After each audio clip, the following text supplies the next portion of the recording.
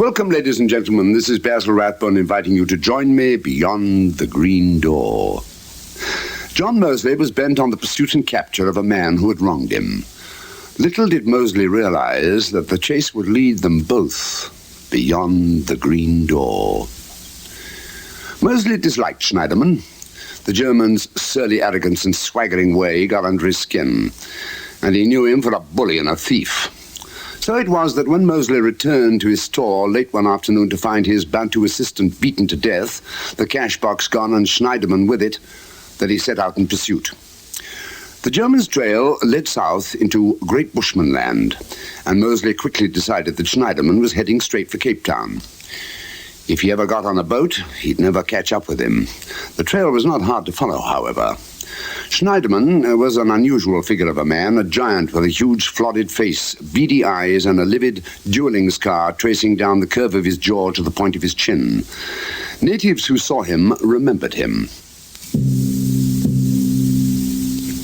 On the second day out, Mosley found the remains of a freshly killed bushbuck, carved up as no native would carve it. Schneiderman, no doubt of it. Mosley and his bearers pushed on in the direction of the Orange River into Great Bushman land. This was dangerous country.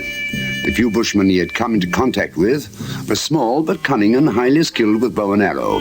They coated their arrows with a gummy poisonous compound which could kill even a rhino within a few hours.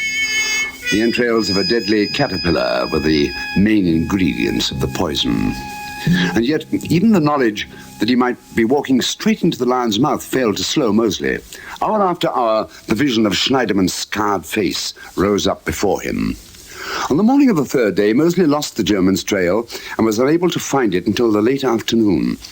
It was nearly sundown when he heard the loud chant of voices in the distance, and moving forward alone under cover of dense foliage, came to the edge of a clearing.